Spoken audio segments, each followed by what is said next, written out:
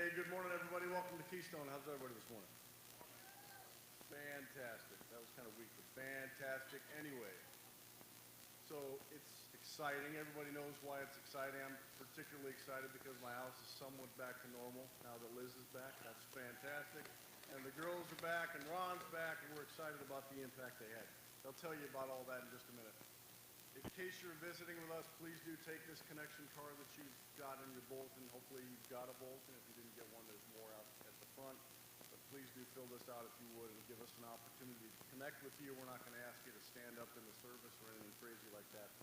But we certainly would like to connect with you for a few minutes. I hope that you're all able to, or have been for a bit, to be able to take part in these 30 days of devotion. It's really kind of fitting that the 30 days of devotion and prayer over our city, as we've unified with other churches in the area, not competing with those churches, fantastically enough, because that's kind of one of the concepts that I was raised on. You got to be this denomination or that denomination or something like that, and pulling this and pulling that. So it's really kind of nice that this theme is that we're all on the same team. We're all pulling for raising and improving and expanding God's kingdom. That's why we're here. So it's really neat that the trip to Bulgaria was kind of at the same time as all of these 30 days that we're going through. But I just want to share a couple of points from this, because this book, and I don't mean to sensationalize it, but I'm gonna a little bit.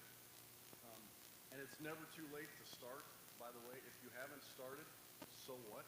Start with us now. Grab a book if you'd like, and there's still some out there. I took some more, but I'll give them back. I got them with me still. So if you want one and there's not one out there, please come see me. Because I just want to share a couple things out of this book. It's been so incredibly impactful to me, because you got to kind of simplify things for me. You got to kind of spell them with 3 and 4 letter words. I'm better at those. So if that kind of language is coming back in the book, it just makes things really, really easy to understand. And what I didn't understand, just being really, really, really clear and transparent about this, was the power of prayer. The power of prayer. Because it's really easy to say that, and it's really easy to think about it. And if you've been in a church ever, whether you've given your life to Christ or not, if you've been in a church ever, you have heard about prayer. And I was talking with Miss Vicky about it earlier today. So you say, "Thank you, Lord, for the day." Go to sleep. That's kind of it, right? But think about it this way. The creator of the universe has given us the ability to commune with him. That's not like your cousin that you've never talked to, or your neighbor that you've never seen or ever met. This is the creator of the universe. There's only one of those, right? The creator of the universe has given us the power, his power, to exercise over our own lives and the lives of others. So why wouldn't we exercise it? So I just want to take I want to read a little bit from this book. And the book is filled with these little tiny things. And again, written in very, very simple language, but I just encourage you to check it out. And even if you're not joined with us now, join with us through this. Join or pick us up, and I don't know what day we're on, but tell me later and I'll find the right page. Because I've got it marked. I'm just not on that page now, so don't mess with me right now. Because, I'm on a mission. Don't deviate. The Lord does only know where we'd end up then. But these sentences like this are all over this book. I've got several of them marked right now. I'll spare you a lot of them, but I just picked one. It says, "Never underestimate the privilege and power of ordinary people who make prayer integral to their daily lives." That's us. That's us, the ordinary people. All right, so I'd like to pray. That's just some evidence of what's in here. So I'm going to pray, and then I'm going to set up some chairs so the team can come up, and we'll have a video that's following next. So if you please stay seated right now, because the team's going to come up shortly and we'll play a video, but let's pray. Dear Father in heaven, we thank you for being here. We thank you for traveling mercies for the team. We thank you for their safe return. We thank you for all that they were able to do. The incredible experience for both the people for which they serve, as well as them blessings. We thank you for the missionaries. We lay them before you, Josh and Lydia. We lay the whole service, Pastor Nate, his help, the whole worship team. We lay this whole service, Father, before your throne, that you're glorified by all of it. It's in Jesus' name we pray.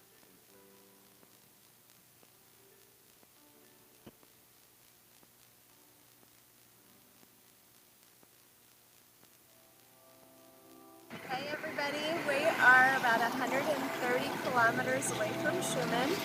We've been traveling about 24 hours now and we are exhausted but super excited. Our energy's high and we're having a blast together.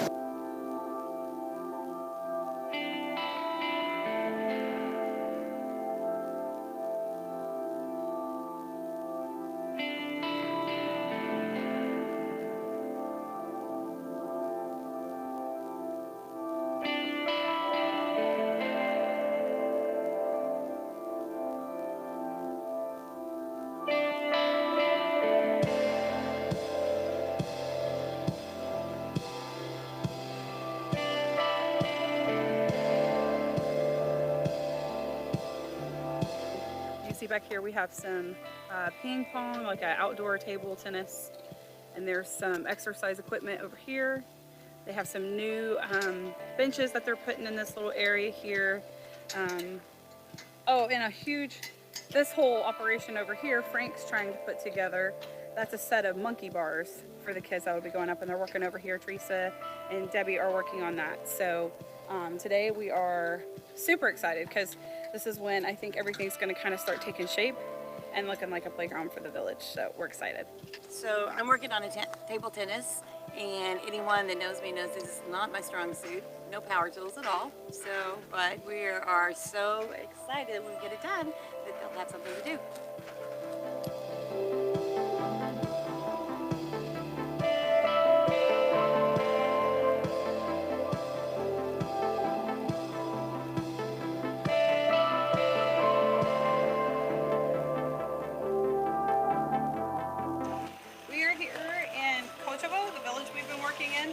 Playground equipment, and in Bulgaria they have what they call squatty potties here.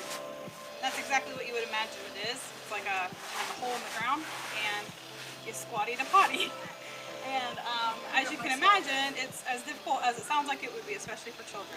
So today we're working on cleaning up the squatty potties and painting them. So ladies are hard at work and doing some really Jesus-loving cleaning because we want to show the people of Kosovo how much we love them, and that means even going to the nth degree.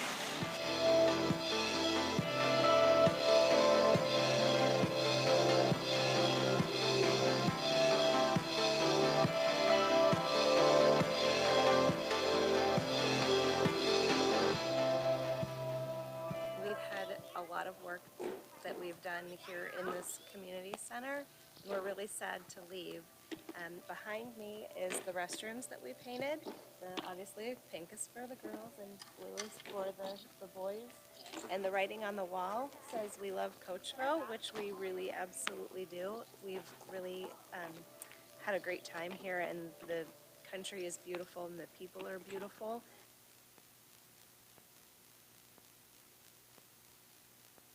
Hi there, it's Sunday, August 25th. We just left Schumann a little while ago and we're headed to Varna for a worship service this morning with the Bulgarians. Varna is about an hour east of Schumann, and after service we're going to have lunch at the Black Sea and then head back to Schumann for worship and a service at Josh and Lydia's this evening in Schumann.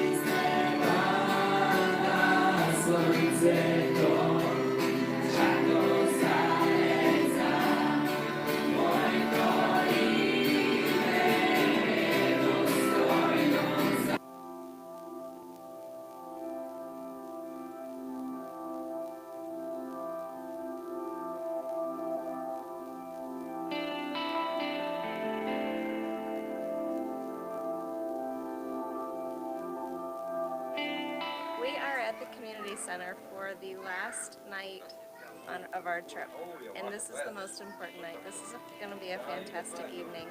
We have the team singing this evening, and there's a movie going to be played. Right now people are starting to come in, and we have a lot of beautiful people that have just showed up.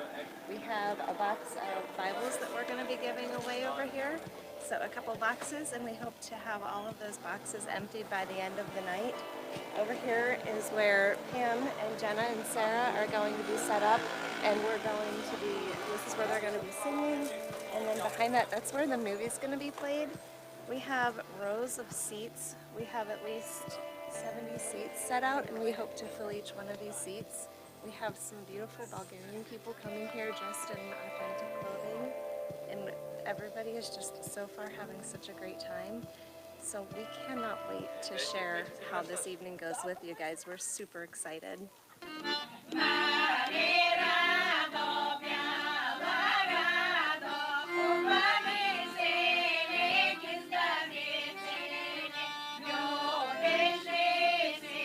Скромна китка, Цветя. Много сме ти благодарни за поканата. И освен това, това не е за нас първия проект. Всъщност други екипи са дошли, вече сме направили подобни неща. И това е първото село, в което кметицата всеки ден е там с лопата, там с мръсни ръце. Тя наистина беше част от бригадата.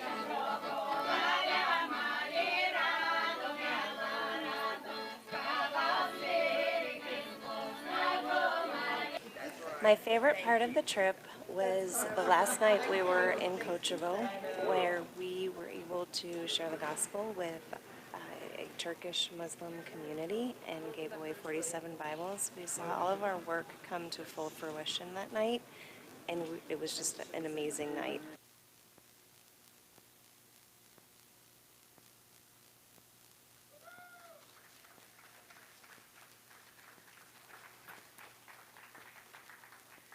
So, we are giving you a little bit of a chance to learn about the trip that we were able to be a part of.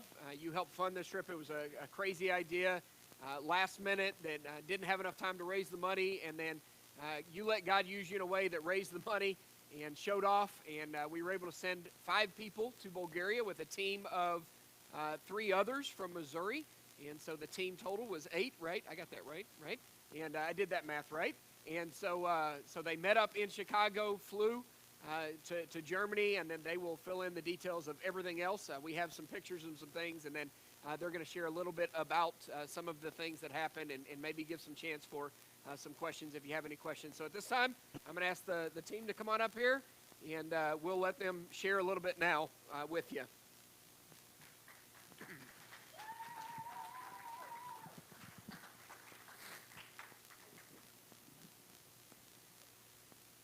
Slide these out of the way here for you.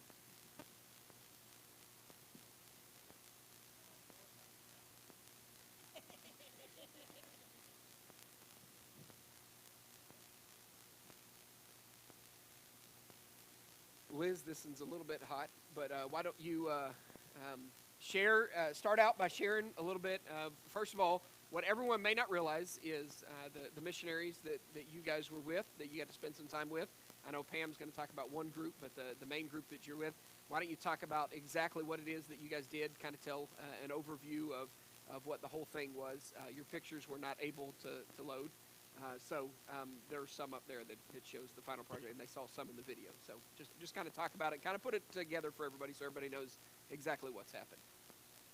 So when we first got to Schumann, we met up with Josh and Lydia, who are in a museum that they're doing so many great things in their community.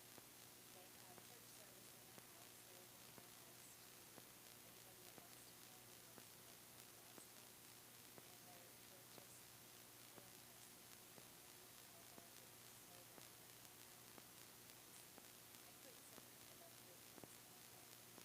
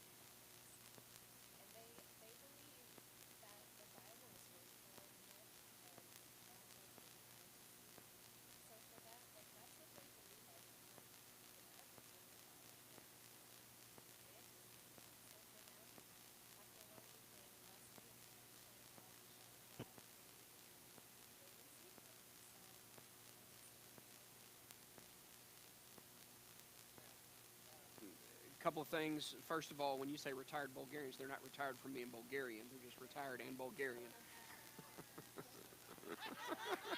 Just making sure.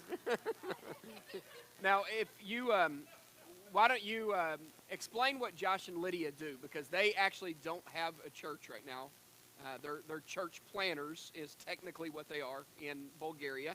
So if you have international missionaries, the international missionaries serve as, if you can imagine this, in some cases, church planners in those areas. So Josh and Lydia have just got there. I don't remember how long they've been there. I was told, but I can't remember. But they are, as you said, still doing things in their home, in the community, that kind of thing. And so explain kind of what their role is. How would Josh and Lydia explain what they do and talk about it? Josh and Lydia have been in Bulgaria for 4 years now.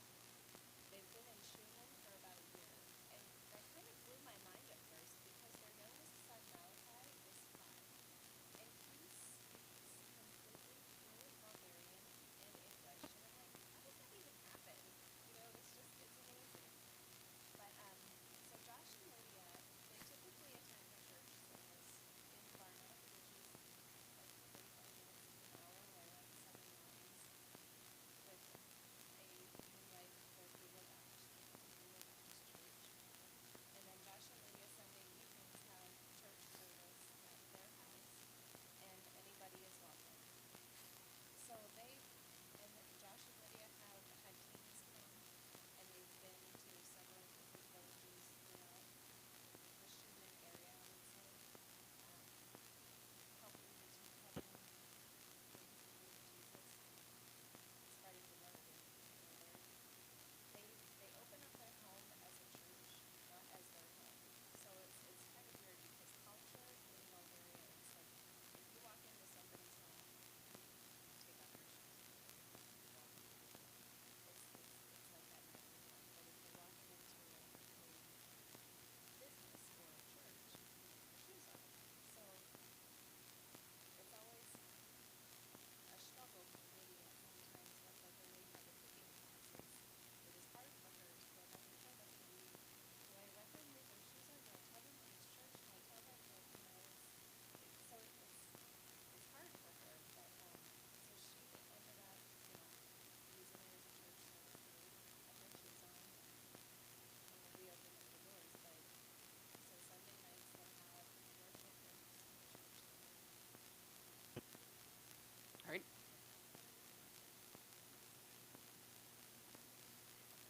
So Sarah, for you, the trip kind of, I know in your heart centered around the kids, and so that being the missionaries' kids, because they have how many? 4, right? And then there were Bulgarian children around also, and so why don't you just talk about that, and the pictures are available. Sure. So the picture that's up right now is of Naomi, who is the oldest Propo child. She's almost 11. And the lady who is with her is Donka, who spent a lot of time with us while we were there. She is very kind, very giving. She brought us lots of bread and presents and things. And Naomi spent a lot of her time interpreting for us, which was pretty amazing because at 10 years old, 11, having to go between languages, you would think would be pretty difficult. She did the most amazing job. So when I was spending my time with the other kids, if you want to skip on the slide to all of the kids, yeah, we spent a lot of time. I took all kinds of strange things. My suitcase looked like a clown convention. Was going to Bulgaria. They have rubber chickens in there. We had a slingshot chicken fight the one day, and we had a blast. But a couple kids there that you'll see, the little boy in the red shirt and the little girl in the background, don't speak any English at all. So Naomi did a lot of interpreting for me. Occasionally she would tell me to say things that weren't exactly what I was supposed to be saying, so I learned some interesting potty words, and they had a good time at my expense, but it was a blast. We had so much fun. These girls that you see here were the first kids from the village to come to our playground that we did. It was a really humbling experience, I think, for me. at least. They are gypsy kids from the village, and everyone was kind of guarded when they came around because the parents will actually send their kids out in situations like that to steal from the people that are there helping them. But something that happened that really made me so happy was at one point Jenna had a microphone for her phone, and I was in our bag, and all of a sudden the young girl who's in the back came around the building and she handed it to me, and I was like, okay. So I'm wondering if someone, picked it up, and she kept pointing at Jenna like to give it back to her, and it was pretty amazing because Lydia had said that doesn't normally happen. If they have something, you'll never see it again. And so the fact that after we had spent time with them all day long, and we have, if there's a group of us standing around, if you could go to that one, we were having prayer over the spot. This is the day they came, and we played with them, and I think you saw in the video, I was like carrying them across the monkey bars. We were praying, and the little girl in the blue is the younger of the two sisters. We were all just standing around and kind of taking turns just praying over the site, and I looked up at her, and her arms were crossed and her head was down like all of ours were. And I thought, how amazing is that? Because this kid has no idea what's going on, but I really think that God just kind of moved in her in that second, and she was the one who later on in the day actually took time to bring whatever someone else may have taken back to us. So I thought that was pretty special because, that doesn't happen there. Her sister was a little bit forceful, but it was pretty great. I got to spend a lot of time just loving on kids that other people were pretty reserved about spending their time with because of the reputation that community has. And we all did. We all just kind of loved on them like they were our own kids. And I think that made a difference, at least in her life. I think at some point she's going to remember that happened when, the people from the Scoots came over, which I think is really special. The slide that's up now is what we ate almost every day. We loved it so much, we just ate it all the time. It's called Shopska, and it's just veggies, and it was amazing, and I think Liz and I probably ate it at every meal. It was so good. Can you just scroll through real quick? So going with the food, the ladies there are holding bread. Every single thing that happens in Bulgaria is centered around bread. Everything, every minute, every holiday, every tradition, you get bread. And it's pretty amazing, but these are the retired ladies, and they came and brought us this bread with honey and dipping, and you have to go up and just stuff your hands in there and tear it off and dip it in and eat it. And if you don't eat it all, they're pretty offended. So we ate a lot of bread and a lot of plums and cookies. The cookies. That's a tradition we could all adopt, right? Yeah. We didn't complain. It was great. But it was just such a humbling experience for me. Getting to communicate cross-culturally was pretty amazing. Kids, even when you have a language barrier, they still have their own way to communicate. And we had our interpreters, and the kids were great.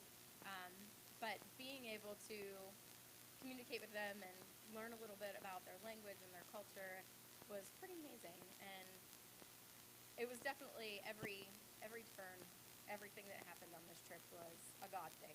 Every single thing. Anything that could have gone wrong was just thwarted before it could even happen, which was pretty amazing. And a lot of the parents, they were a little worried that maybe the parents wouldn't want to just drop their kids with the crazy American jumping on the trampoline, but they did. And they just dropped their kids off with me and went and were able to fully engage in everything that the people who were teaching the cooking class were talking about, and being able to listen to Liz and Pam and Teresa and, hear a little bit about why we were there and what God does for us, and it was pretty amazing. I really don't understand what would be strange about a foreigner from another country that hands little kids slingshot chickens. Why that would send up. And candy. All right. Jenna, you had a special friend that you guys met there that you really enjoyed spending time with, and we actually have a video of his testimony. He'll talk about it and share a little bit more. But why don't you share kind of what your experience was on the trip? Yeah. And Whenever we were talking about, because John asked us today, he said, if you could sum up your trip in one word, what would it be? And so our conversation got interrupted, but my summation of the trip would be the amazing, beautiful, wonderful people. So this picture shows in the Star Wars shirt, that's Josh Provo, who's the missionary there, and he has his arm around our new friend Sevdi. And Sevdi is the coolest guy. You'll see his video in a little bit. He's 19, and he is the first convert of their church, and somebody that Josh has been working with for months, and his story's so cool. So I won't ruin the story, but Sevdi became like our little token Bulgarian friend. He's the coolest. He was so, I mean, like the best sense of humor, funny, and he came out the first day we met him. He came out to the village with us and did like back-breaking labor. Like he worked hard digging out a ditch and using a pickaxe and really working hard to help us dig it. We were trying to dig a ditch and like he worked hard. But Sevdi was so funny. The first night after we met him, Sarah and I were talking about like he's such a cool kid, and she said something. She's like Shvedi, Stavko, Stave, and I'm like, "What are you waiting for me to be like? Yeah, that's it." And she's like, "Yeah." I'm like, "No, his name's Sevdi." So we started calling Sevdi Shvedi all the time. He became Shvedi. But yeah. But I mean, besides just Sevdi, I mean, you guys saw the picture of Donka that Sarah was talking about, and we met Vanya and Triff, who Mom will talk about, and we met Mitko and Yana, and I mean, just the coolest, nicest people. And they already said, in Bulgaria, everything's centered around bread, and to show you that they welcome you to their country and their culture, they give you bread. And we ate more bread than I've ever had in my whole entire life. I mean, it was just bread all the time, but to me, it was such a beautiful thing because of what it represented to them, and what they were saying to us through sharing their food with us and their bread. I mean, food altogether. We ate so much food, and it was all really good. Bulgarian food was really good, but we were definitely never ever hungry, because that's just, one way that they show you their love, and just, cookies and sweets and breads and all the things, fruits. They would share everything that they have to share. And they're not a rich people. They make very meager livings, but we were all talking about it, and we said, at the end of the day and our time in Kosovo, where all the people took the Bibles, Josh and Lydia were amazed that those people took that many Bibles. That was something that really floored them. They're like, that doesn't usually happen. So the way that the whole community event went and everything, and as we were leaving, I was so sad, but I was like, I'm praying, and I'm going to believe with my whole heart and soul that one of these days we're going to worship at the feet of Jesus together with the Bulgarian people, and have that beautiful worship in that time of just praising Jesus and being like, hey, remember that time when the crazy Americans came to your village? And so that's becoming my number one prayer, is that we'll get to see those people again. Because I think about it, and I think I can imagine never seeing Sevdi again, or never seeing Yana and Miko and the mayor of the town. The mayor was the lady in the black dress that you saw in the video, who Liz gave the flowers to. And I can't imagine never seeing those people again.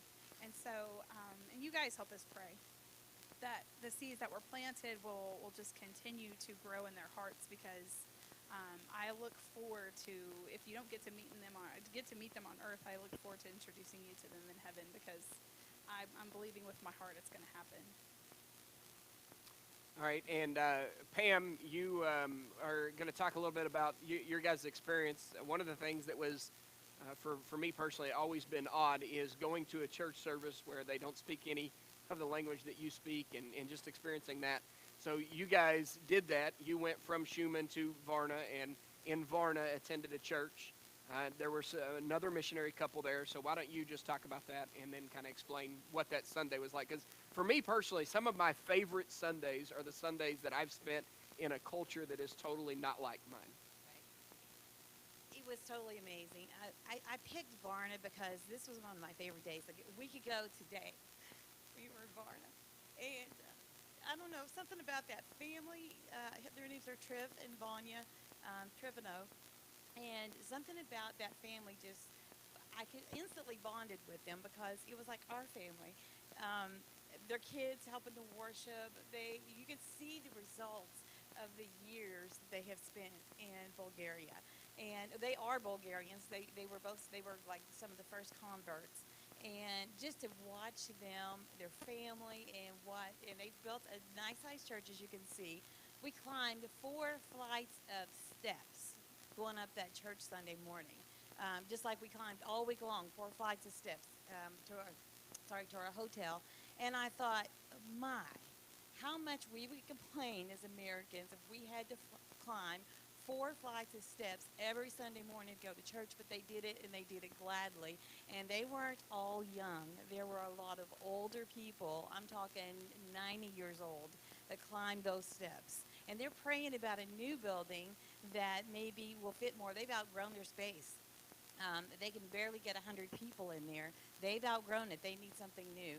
So I think the time we spend in Varna, I'm not one that, I don't cry a lot. I'm just not real emotional. When they started singing that song that you guys heard earlier, tears just started flowing. I'm thinking, this is what heaven's going to be like. It is.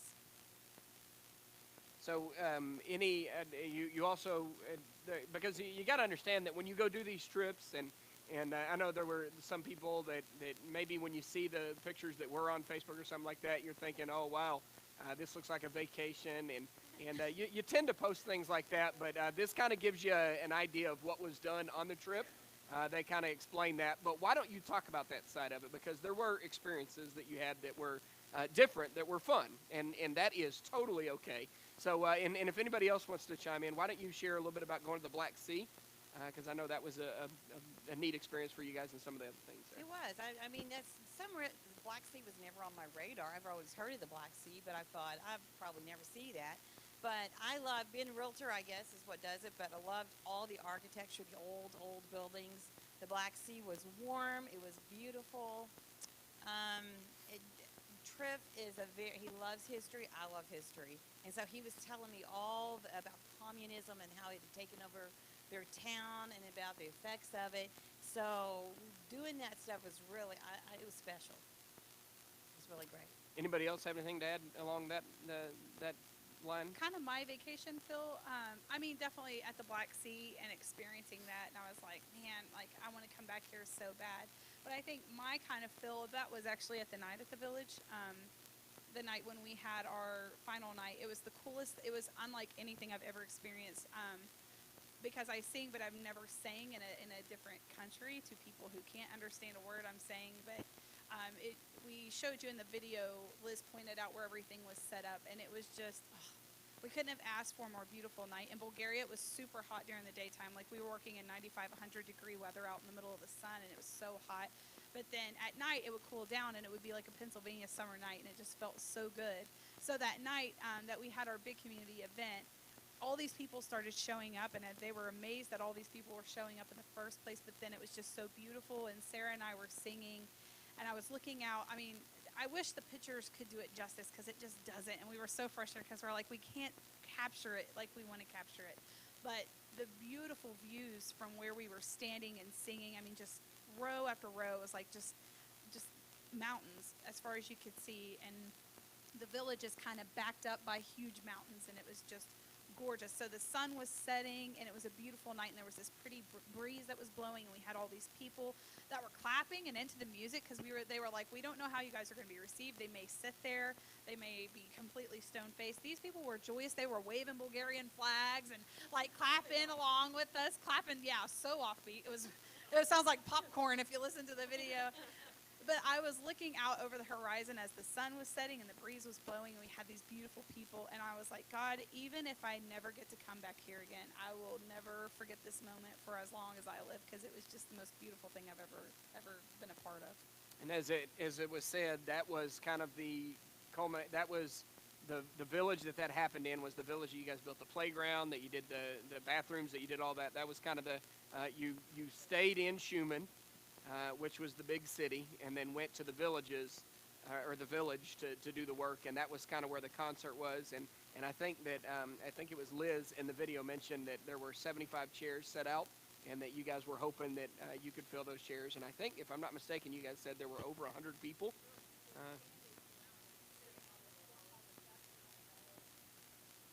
And this is once again, this is in a Turkish Muslim village for a gospel presentation that was presented clearly in a video, and then on top of that, Bibles were given out for that, and that's where the 49 Bibles were taken. That alone is just absolutely incredible when you think about it. And it has been pointed out many times, the reason that Bulgaria is on the map and is in the strategy of missions is because that is kind of the door to the Muslim world.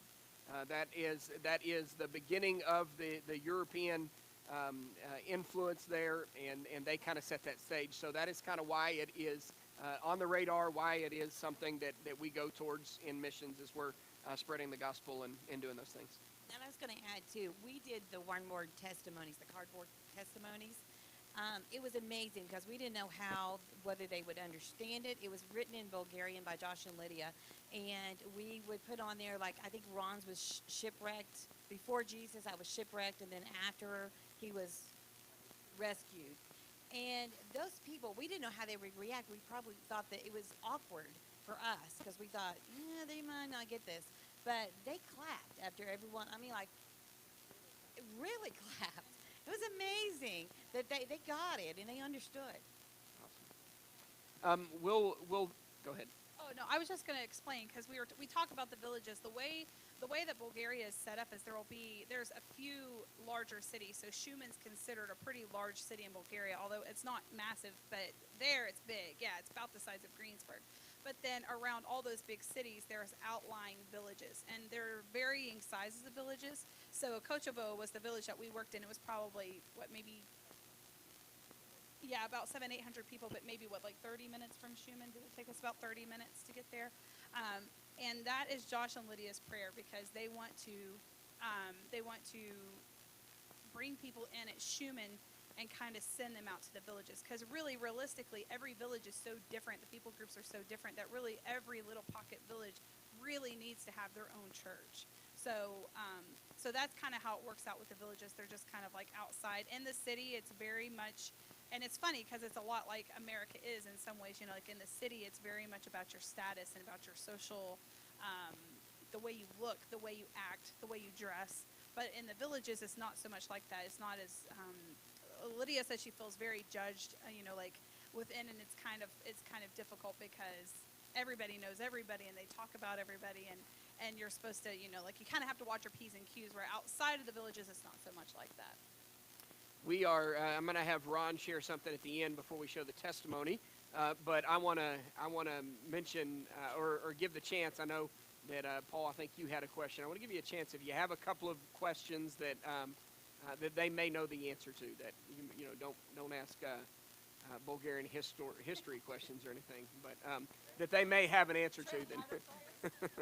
But Paul, what was your question, or was it answered?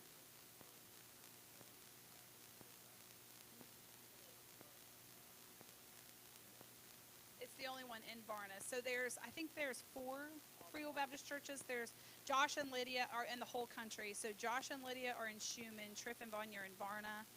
There's another couple. There's 2 other couple. Yeah, there's one in Sofia, and then one in another place. All Free Will Baptist. Yes, Triff and Vanya's was the first one established there, right?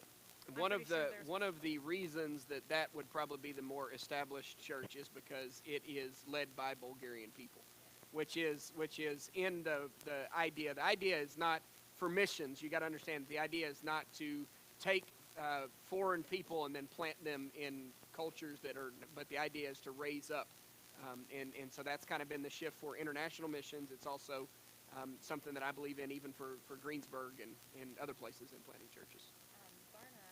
Varna actually has a very varied population. We met a woman from Iowa at the church in Varna. Which I've lived in the United States and never done that.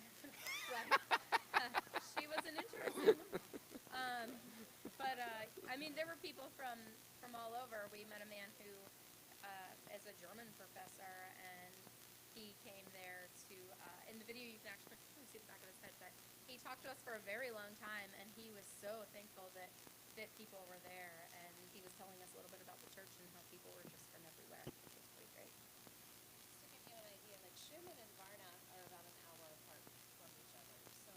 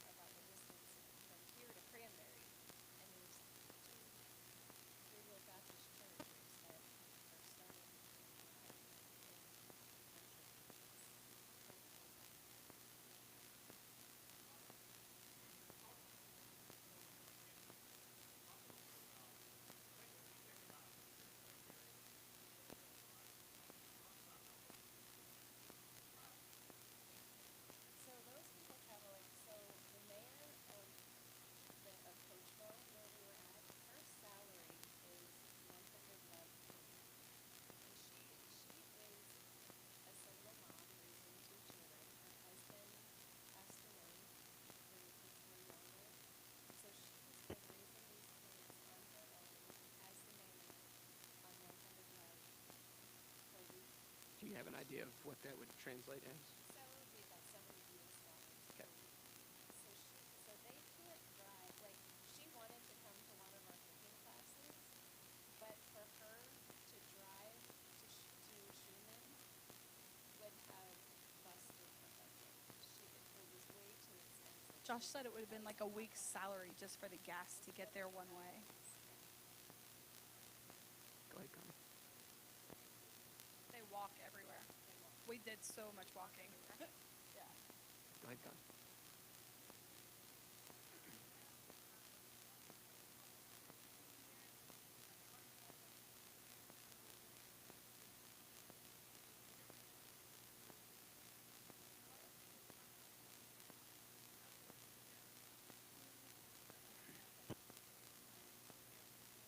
So before, from what I understand, it was just overgrown. An excavator had been there the week that we came in and had just mowed all the grass. So we went over and we were laughing about how Kosovo is the land that just keeps giving, because it didn't matter how much glass you picked up, there was so much more glass, and it didn't matter how much trash you picked up, there was so much more grass, and it didn't matter how much grass Ron weed eated, there was more to weed eat.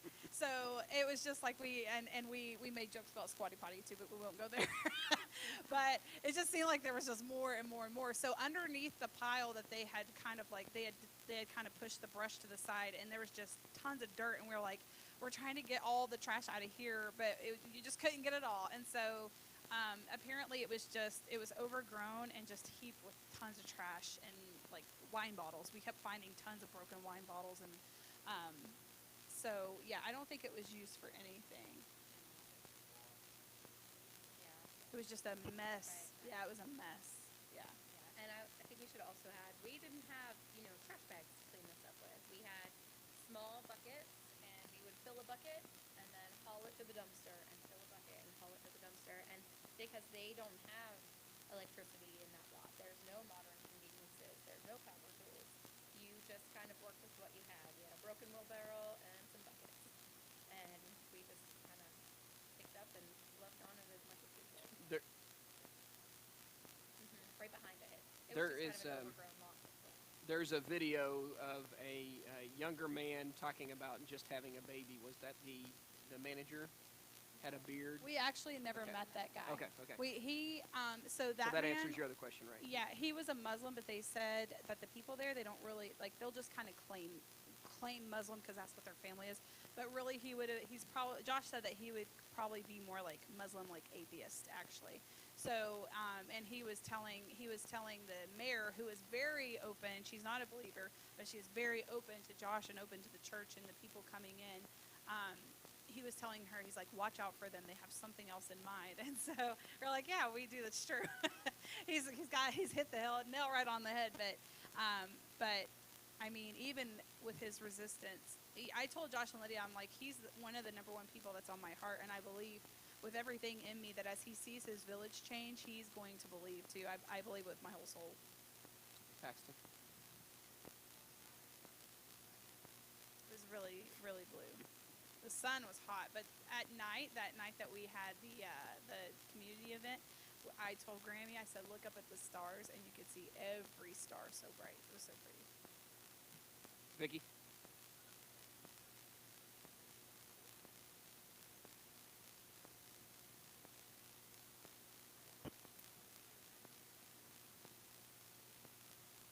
That was the first couple. Sveti doesn't live in the village. He lives in Schumann. But there was a couple that came. Josh had never met them. They came that day. They brought us lunch and waters, and they really received us with open arms, and they worked their tails off. I mean, their little Donka, who you saw in the picture, was shoveling. We had to put a drainage ditch in. The manager of the community center insisted that if we were going to do this, there had to be a drainage ditch. He was so worried about that. So we dug a drainage ditch, and it was probably 8 inches deep, and they dug it all by hand with flat, half-broken spade shovels and the broken wheelbarrow, and Donka had no shoes on, and they were in there in the 100-degree weather just getting at it. And then we had another lady who came. Her son is actually friends with Josh, and she lives in the village. And she came and taught us all how to paint the stucco walls, and she worked hard You actually, I think she's in a couple of the pictures here and there. But she got in there and worked right next to Liz, and it never ceasing. I mean, they started and they worked just as hard as we did, if not harder. They did. Yeah, they were all there. We did our best. We tried. But it was very fast. Yeah, she talked very fast Bulgarian. She didn't know English, but through body language, she could. He was a lot for us. All right, a couple more. Is that Johnny? Oh, good. This has not been filtered through the mom. That's good. These are always good. All right. Anybody else have a question? So this trip is a little bit different than the one that we did in Ecuador, and I'm glad for that, because it's neat to see how different that a mission trip can be. But one of the things that I want to, well, we'll talk about that in a second. Let me start here, because Ron, take a microphone. I know you said you don't want to say a lot. Ron was willing to talk, so just so you know, I'm not putting him on the spot, right? But Ron was, when we first started talking about this, what we said is, we said, if you're interested in Bulgaria, then come talk to us. If you're interested in Bulgaria, come talk to us. Not committing, not anything like that, come talk to us. Ron did a little bit different. Ron came to me the day that we mentioned it and said, I'm going. That was different than if you're interested. And then as we were taking him to the airport, I shared with him last week, as we were taking him to the airport, we went through the second tunnel there towards the airport, and Ron told me, he said, well, this is the first time I've been on this side of the city since 1991. And then he got on a plane and went to Bulgaria. And that, I think that there's stories in every single one of these of why they did it, what they had to overcome, what the decision was to go and do something like this. And it's not an easy one. Most of you know, when you started to think about it and weigh the cost, it was something that wasn't possible. And so you ended up having to bail out, and there were a lot of people that are interested. But I think that one of the things that we learned, there were a lot of people that were concerned about, including this team, that was concerned about whether or not they could accomplish the task that they would be going to do. So first of all, Ron, why in the world did you decide to go to Bulgaria? Let's start there.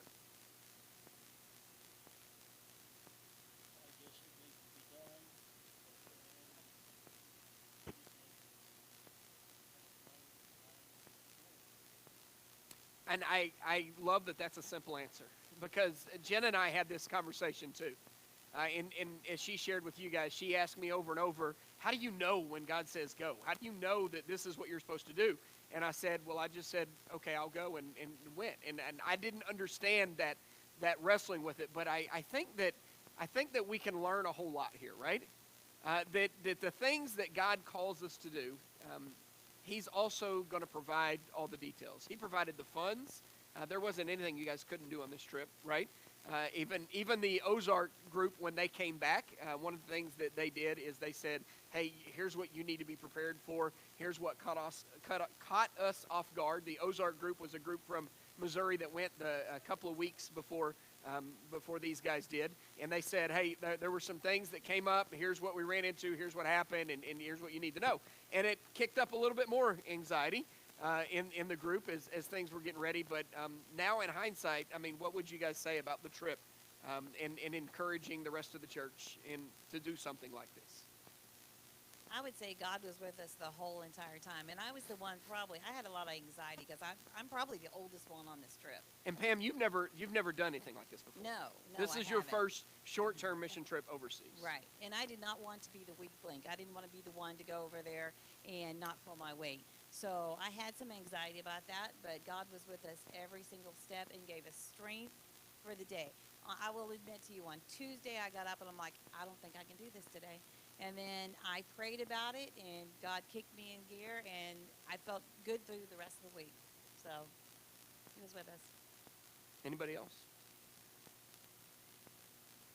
So like Pam, I mean, anything that could have gone wrong didn't. The trip was so, I don't want to say it was easy, because it wasn't, but it was so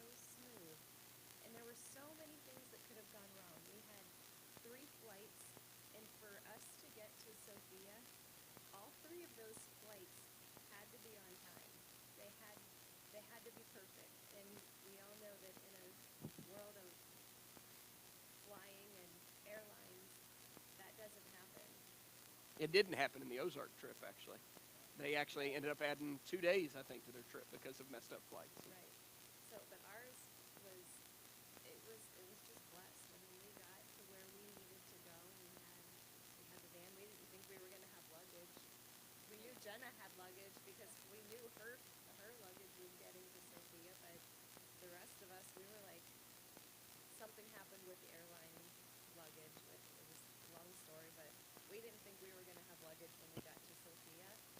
And to our surprise, when we got there, our luggage was, you know, all together. It was amazing. It was just like it was supposed to. It was happened. It was all together, and it was there, and it was amazing. But you know, we were really worried about funding. Like, how in the world are we going to raise all this money to get to Bulgaria? And we had, you know, amazing fundraising. Like we said, Brandon and Mandy opened up their home, and we had an amazing horseshoe event at their house. And you know, all of you guys helped support us. And when it came down to it, we were over our budget. And then we got to Bulgaria, and then we were like, oh, we're $300 over our budget again. And we're like, oh, geez, where are we going to come up with this extra $300? And the Lord provided, and we weren't over our budget for $300, but we were able to use that money to bless Lydia and Josh and more. We had more that we were able to give to them to bless them with, and it was amazing. It wasn't because of any of us. It was God. He completely blessed the whole trip. Sarah, I'm not telling you this because you don't know this, and Dan told me that you need to be reminded of this, but you have 2 kids. And so to step away from 2 kids at the beginning of the school year and all the things is a huge, huge task. So in hindsight, what does this trip mean for your parenting, and then for other moms or dads that may be thinking about doing something like this? So I'm so glad you asked me that because I've been sitting here thinking about Lydia for this whole time. As a mom and going and spending time with another mom who picked up her kids and moved them to the other side of the world without their family and without their grandparents, I learned so much from her, and which she's a lot younger than I am, and you know, it just blew my mind. It was really hard for me to leave the kids. I was a little worried about Dan. You know, I'm not in a bad way. Like, I'm the one who does all the school stuff, and I'm the one who, you know, I'm there, and he's at work. So you're saying you're not worried about Dan anymore, that you're back? Yeah, well, I mean, I got you covered. It's okay. No, I mean, it's a lot to just, you know, be a single parent. And, you know, I thought about myself whenever he has to go away for work and he's gone for a couple days at a time when he's snow plowing, and that puts a lot of strain on me. And I'm the one who is there all the time. So to be the one who's not, you know, doing all the kid managing and homework and things because he's at work, to go from that to see ya, bye, good luck, you know, as long as everyone's alive, and to come home and have, you know, everything be good, and kids were surviving and everybody's happy, and Dan made it out with just a few, you know, minor bumps and bruises, and but it was important for me to show my kids that you can go somewhere else. You can go and make a difference and spread God to other people, you know, and show them the love that we show here. It's so important for me to get them to volunteer and to have them love on the people in their community. And it's so special to be able to leave your little comfortable bubble here where you help people, but you still go home to your own bed at night, and you still get to be with your family. And so to leave that was scary, but then once we got there and you had a chance to, you know, see that my kids are fine, they're home, they're with their dad, and then there's these little girls running around in dirty clothes and a glass-filled lot, and, you know, you get to take that second and give the love that you still have for your kids because they're not right there with you, but to take that same love and show it to somebody else's kids. It's very special to be able to do, you know. And why is shaking his head at me? Like, how dare you love somebody else? But it's important. I mean, as a mom, to show your kids to love other people and to teach them that that love is important and it can leave your little space and change somebody's life on the other side of the world. It's not scary anymore, you know, and I'm definitely looking forward to going back, but I'd love to take them with me and to show them how to give that love to other people. I think it's so important. I think that this was a fantastic team that did a fantastic job. I'm appreciative that you guys stood up and did this. Thank you for taking the time. And if you guys don't have anything else that you'd like to add, I'd like to end by just kind of introducing the video, the testimony, and then letting it kind of sit there, and then we'll finish from there. Can Go we ahead. just add a thank you to you guys because, and I want to speak for the group. I think you guys would be so proud of the group. Aside from like these people, I think you'd be so happy with these people because they represented Christ very well, and we wouldn't have been able to do it without you guys. So thank you. And it is a life-changing thing, and I think for like now for us it's so frustrating because now we've kind of been bitten by the bug. I told Nate, I was like, whenever you came home from Ecuador, I feel really bad now because I didn't know how to share in your joy and your excitement, but now I get it, now I see it, and it's so hard to translate that to you guys, and it's frustrating because we want everybody to feel like we feel. So man, if you get the chance, you should do it. Yeah. All right, thank you guys very much. And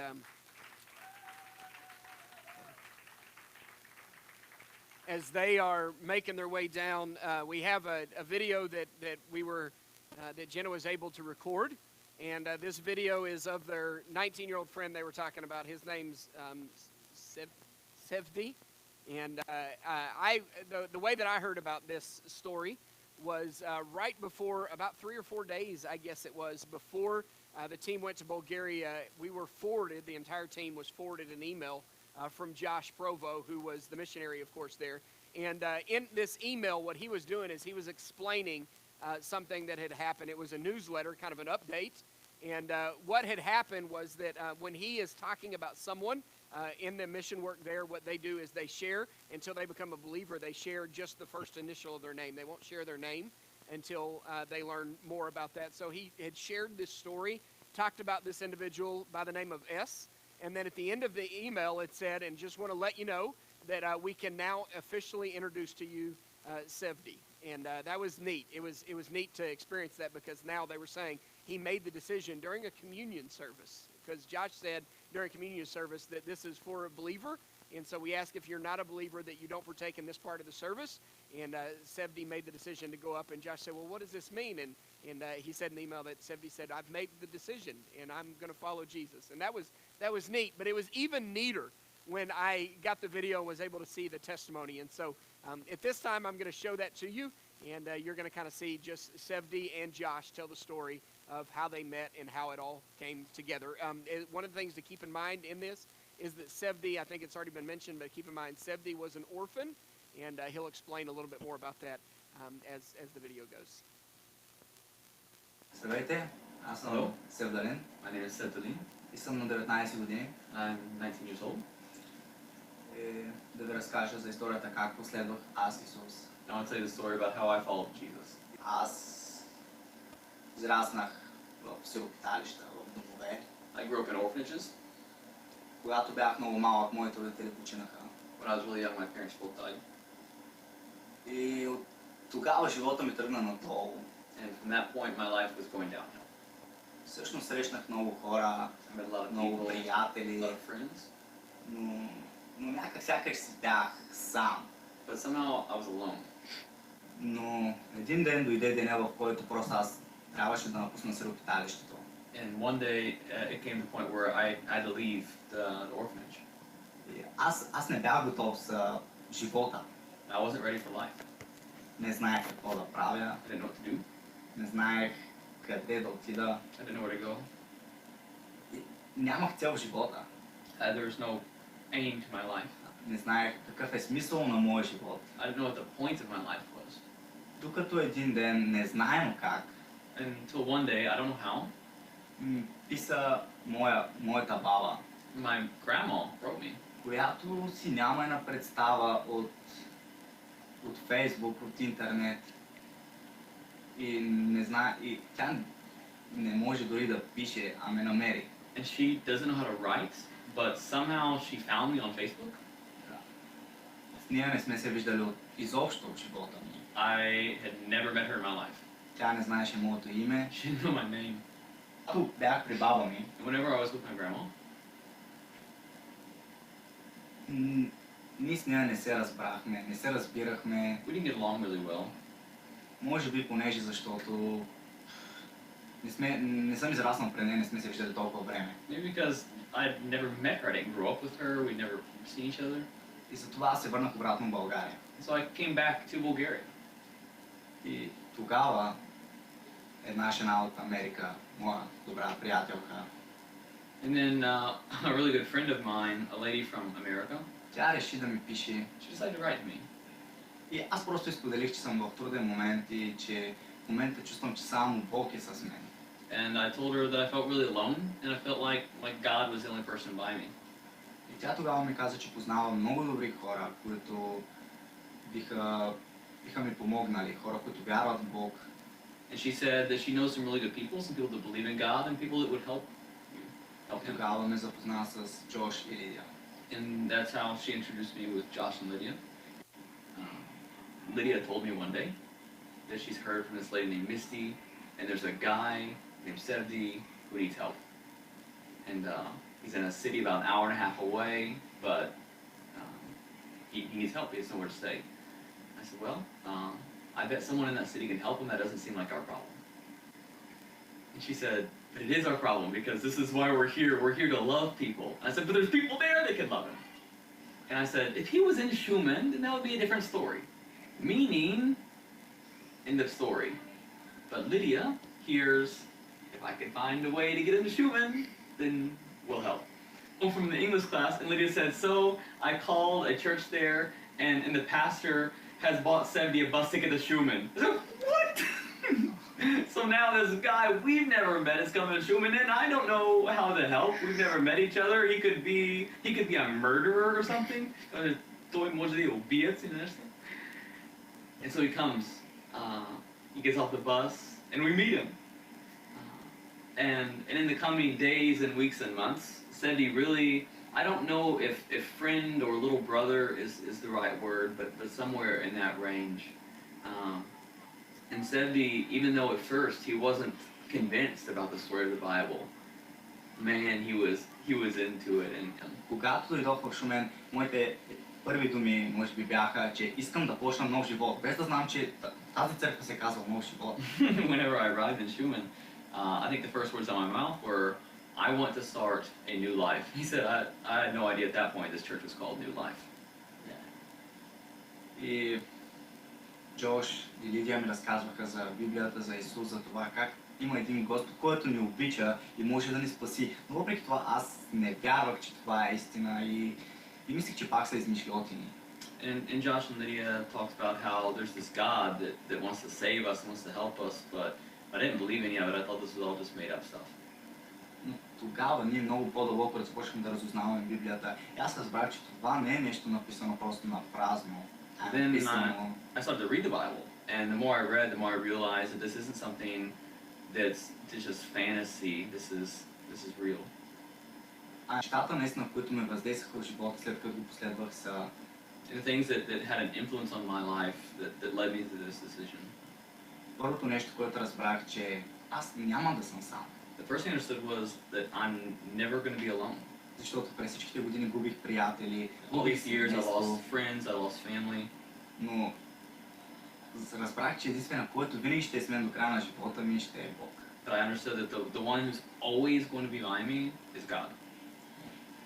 Второто нещо, което може би разбрах, The second thing I understood was е смисъл на живота. the point of my life. Защото това винаги се чудих. Because I always wondered that. За какво сме тук? Какво Why are трябва we да here? правим? What do I have to do? Но сега разбрах, че явно трябва да обикнем Бог така, както Той ни е обикнал, за да може да отидем при Него. But then I learned that I'm here to love God like He loves me, and so I can go to Him. И Той ми даде нещо, което може би съм търсил цял живот. He gave me something that I've been looking for my whole life. Семейство. Family.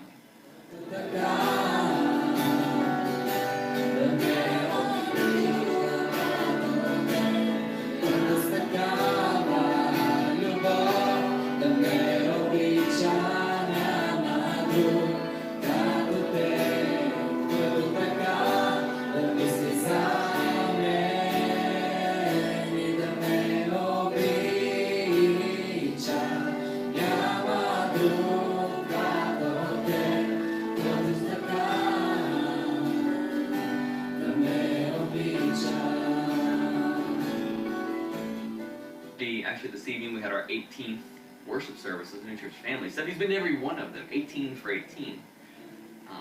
And he's so faithful. And when Sebdi a couple weeks ago decided, he told me about a month ago, he said, listen, I'm almost there, I'm almost ready, but this is a big decision, and I want to make really sure. And I said, yes, make really sure. Don't do this half-heartedly. And then 2 weeks ago, he said, okay, I'm ready now. And what it means for us, it means for us that now we really are brothers. It's not just something we say, we're brothers now in Christ. For our church, it's huge because he is an inspiration to other people. Other people see the change in his life, and that inspires. I think that there will be something like an avalanche that happens. Sebdi decided to follow Jesus, and now the impact that he is having on other people. So, as a Christian, this is huge because my friend is now my brother. As a pastor, this is huge because our church is growing and it's gathering steam. So we're really, really excited about what God is doing in Sebdi's life.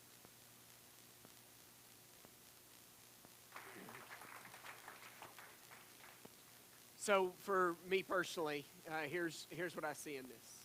I see a group of people that decided that if they were to sacrifice some of their time, some of their efforts, some of their comforts, they could go across the world to a city where a church planter was looking to plant a church, and they could go into a village that did not want them there and was not that excited about them being a part of it, and they could serve in ways that doesn't really make sense. Because why would you just do things? Why would you just help people? And they could meet up with other believers, even believers that just became believers a week or two before that, and they could join in with the work that's happening there, and in a week impact a city and a village, and then change the outcome to where all of a sudden they're starting to ask questions, they're starting to see things, and then the seed's planted, then they go home, and then they come back and they tell you about it. And that's all exciting and it's all good, but there is absolutely nothing that was done on this trip that can't be done in the city of Greensburg. And here's the thing.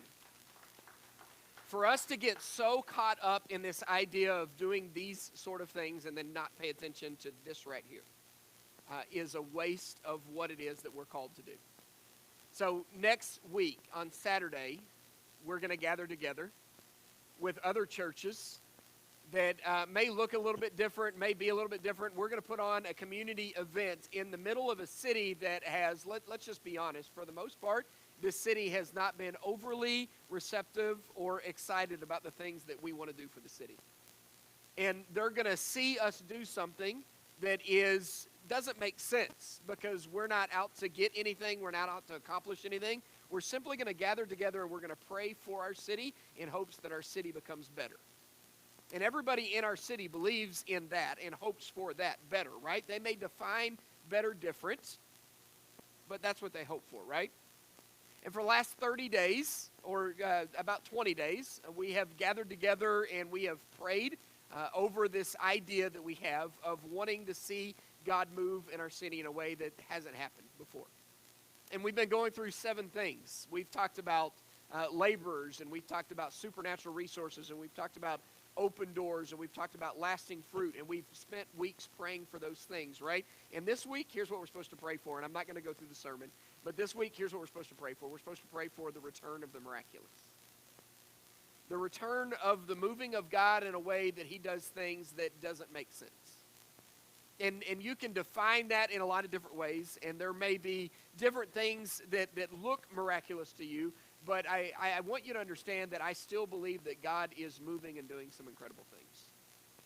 We just sent a team of 5 people across the globe, and for a budget of little to nothing that you were able to raise in a couple of months, God did something incredible. And we won't know exactly what seeds were planted. We won't know what the results will be. We'll get to hear some of it. We're a part of what just happened in Sevdi's life. He learned about family. He saw these kind of things. He saw all that. He was a part of it. We've now been brought into that story, and we get to be a part of that story. But at the same time, it doesn't happen all the time, all the way across the globe.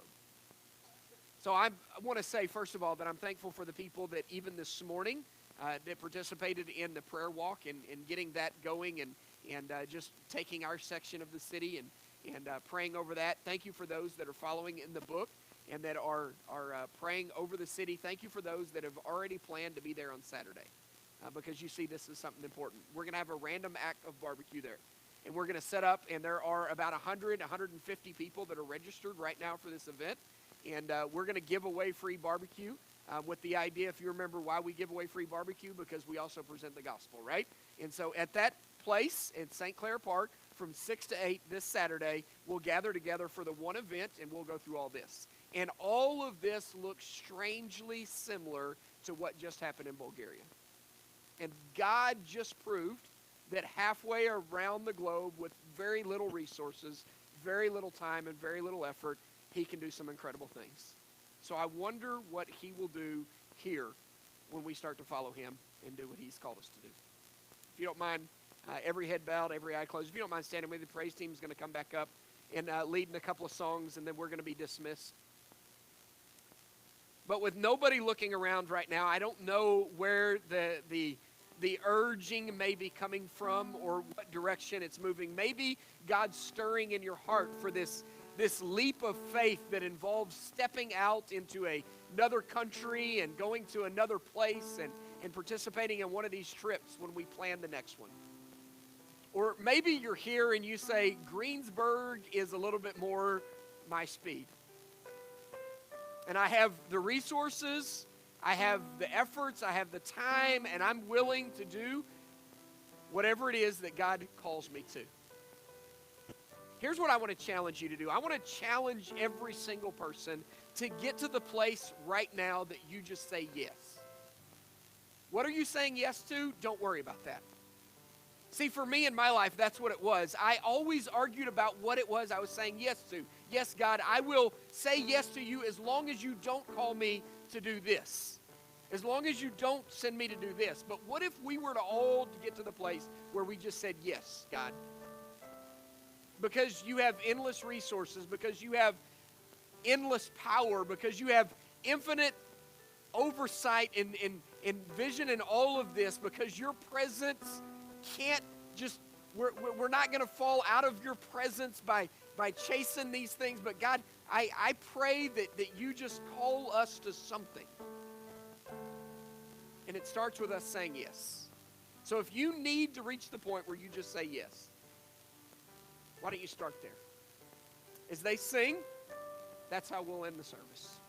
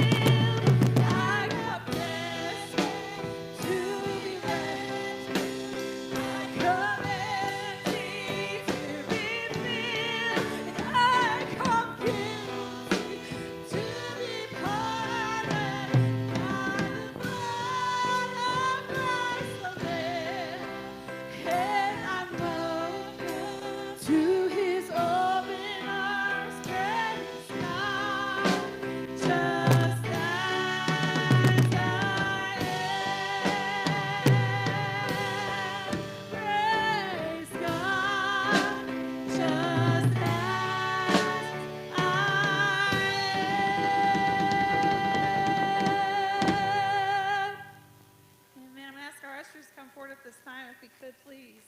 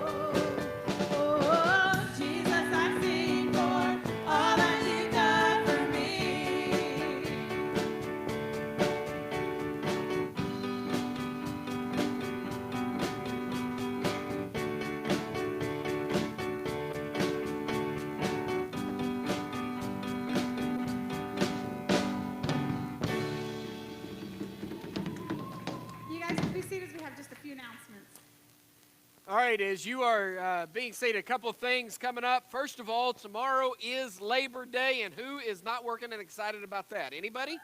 Yeah, there's a few people, right? It is also one of the times that every year we gather together at Mammoth Park, Pavilion 14. the one off by itself with the baseball field and all that. And we have some barbecue that started this morning. Barry and I will be working on that all day today.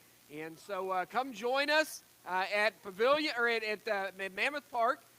We will be having a picnic, just a time together. Usually we have a softball game, but that doesn't look too good this year. I know Brandon's been down on his back, and when we went and visited my parents this past week, one of the things that my mom wanted to do was take our kids to a trampoline park.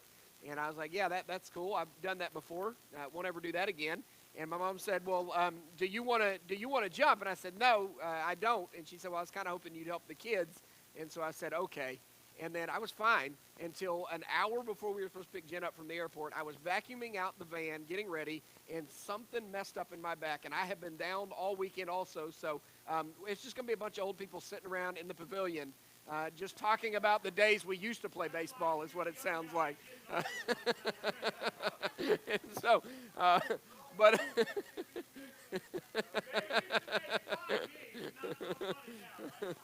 it was.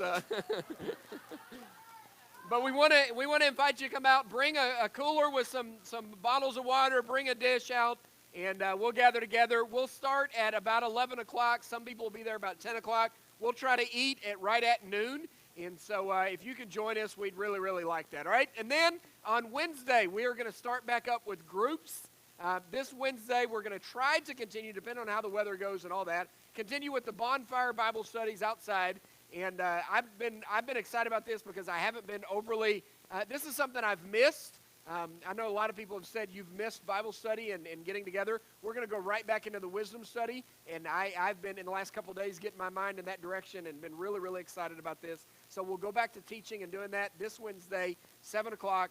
Make sure you plan on joining us for that. And then Saturday we will gather together for the one event, and I am so looking forward to that. We need help with the Random Actor Barbecue, serving food, setting it up, all that. So if you could just talk to us before you leave, we could use your help in that. Some of our people will be serving in music. Some of our people will be doing other things. So really looking forward to that event, and that is at St. Clair Park from 6 to 8. All right? Bobby wanted me to ask or tell everybody thank you for praying for Jason's brother, Sean. He went through some pretty scary moments this week.